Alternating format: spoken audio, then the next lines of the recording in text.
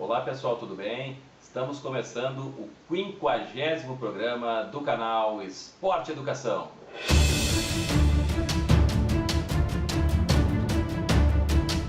No programa de hoje, nós vamos tratar um tema muito significativo do ambiente esportivo infantil, que é a educação esportiva humanizante.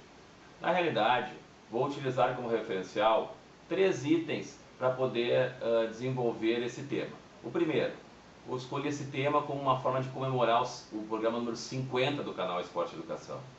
E ao mesmo tempo, a ideia seria, num segundo momento, poder alertar sobre uma série de acontecimentos que, na minha opinião de educador, se fazem inadequados dentro do ambiente esportivo infantil, quando a gente fala no intuito de desenvolver uma educação esportiva.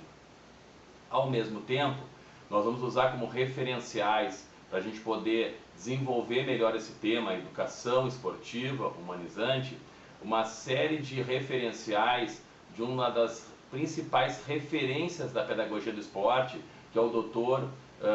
José Olímpio Bento, da Universidade de Porto. Então ele vai ser o nosso referencial para a gente falar um pouquinho mais sobre um tema fundamental dentro dos ambientes esportivos infantis, que é a educação esportiva. Basicamente, numa visão empírica dos acontecimentos, se tem uma ideia que o esporte por si só é um processo, uma ferramenta de formação humana.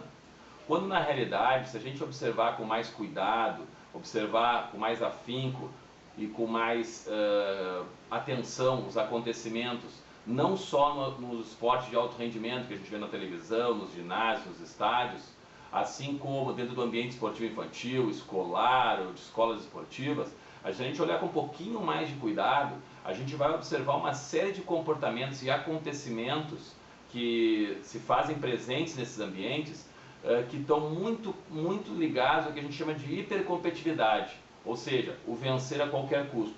E quando a gente fala no vencer a qualquer custo, a gente está muito predisposto ao desvio de uma série de condutas e comportamentos, né? Se a gente olhar atentamente um jogo de esporte profissional, ou qualquer ambiente esportivo, a gente vai encontrar uma série de situações em que os atletas, dirigentes, treinadores, buscam desenvolver comportamentos de simulação, de enganação, de trapacear, de ludibriar as regras de jogo ou ludibriar a visão do árbitro, né? Então são acontecimentos que acontecem corriqueiramente dentro do esporte.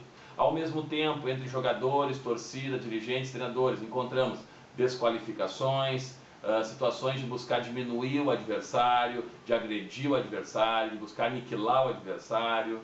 E ao mesmo tempo a relação entre os atletas, entre treinador e jogador, entre treinador e aluno, né? São uma série de condutas de exigências exacerbadas, de cobranças irracionais, de falta de tolerância, de não reconhecimento do talento do outro, do potencial do outro. O que fica na realidade nessa filosofia de hipercompetitividade, na realidade, é que para que a gente possa afirmar o nosso valor, eu tenho necessidade de desqualificar o outro. Isso acontece o tempo inteiro dentro do esporte, em qualquer ambiente esportivo infantil. A necessidade que a pessoa tem de não só afirmar o seu valor através do seu desempenho, do seu processo, mas mais do que nunca o tempo inteiro desqualificar o outro. É o que a gente tem aqui no Rio Grande do Sul, né, entre Grêmio Internacional. Ao invés da gente exaltar o nosso potencial, nós como gremistas, e os colorados em relação ao seu potencial, o objetivo o tempo inteiro é desqualificar o processo do outro, né? Quando na realidade o que nós defendemos como educação esportiva humanizante é que a gente procure sempre levar em conta o processo de desenvolvimento, sempre levar em conta afirmar o nosso potencial, né? E não ficar desqualificando o potencial da equipe adversária ou do clube adversário, né? E aí sim ter a humildade, e aí um processo de educação humanizante, reconhecer também o valor do outro. A gente escuta muito, em grupos familiares, grupos de amigos ou na área profissional, é só uma brincadeira. Lembrem, pessoal, no desenvolvimento sociocultural, o esporte ele tem uma significância muito grande na própria formação do cidadão hoje em dia. O esporte está em todos os ambientes. E no momento que se constrói uma identidade com o clube, essa identidade passa a se confundir um pouco com a identidade do próprio sujeito, né, da personalidade dele.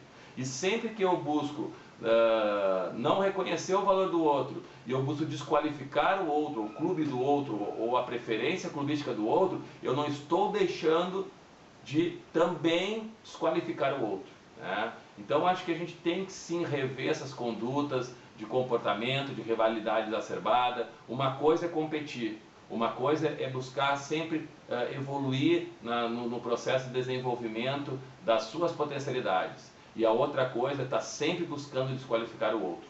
E aí é que entra o tema de hoje. Dentro de todo esse quadro que eu procurei descrever agora, corriqueiro e cotidiano do esporte, como educar as crianças para que a gente possa ter um esporte competitivo sim no futuro, de evolução no processo da pedagogia do esporte, mas que não mantenha esses vícios comportamentais, esses desvios de conduta, esses desvios que não contribuem em nada para a formação humana num futuro agora em seguida. Como educar essas crianças? Né? Então, dentro desse processo, a gente vai usar o referencial do doutor em pedagogia do esporte, José Olímpio Bento, da Universidade de Porto, que diz que não só a educação esportiva, como a educação em geral, a sua grande finalidade é, mais do que nunca, a razão da educação é aprender a ser humano. Ou seja, a educação é o embarque na condição humana. O ser humano surge como o ideal, né? Só que para que a gente possa chegar nesse ser humano ideal, é preciso aprender com o outro ser humano. A gente não pode esquecer que a formação de um novo ser humano passa pela formação do ser humano que está formando ele. Então é fundamental que os membros da sociedade possam desenvolver uma educação, possam desenvolver todo um processo de conservação da vida, de conservação das relações e não destruição desse processo. Ao mesmo tempo, é fundamental que esse ser humano possa formar essa nova geração a partir de normas, de técnicas, de memórias, de conhecimentos que possam tornar esse ser humano melhor.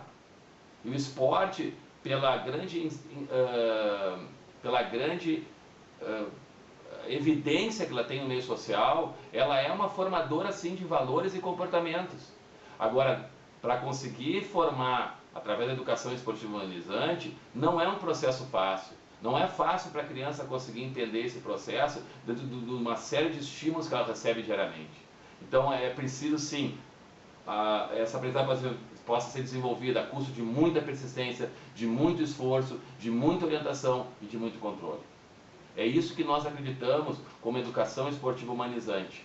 Um ser humano que esteja ciente da sua responsabilidade ética e ciente da sua responsabilidade pedagógica na hora de desenvolver uma educação que possa não só melhorar a criança, o atleta, o adulto, nas suas capacidades técnicas e físicas, mas mais do que nunca uma evolução desse sujeito que passa a se constituir como um ser humano que consegue se relacionar, um ser humano que consegue respeitar o outro e consegue se colocar no lugar do outro, e a gente só vai conseguir fazer isso no momento que a gente conseguir deixar a hipercompetitividade de lado totalmente e conseguir trabalhar harmonicamente entre o processo de competitividade e o processo de relações humanas. Mais uma vez eu gostaria de agradecer a presença de todos. Quem puder dar um like eu agradeço e fica o convite para na próxima sexta-feira a gente poder falar sobre mais um tema relacionado ao esporte infantil. Um grande abraço a todos e até a próxima sexta-feira.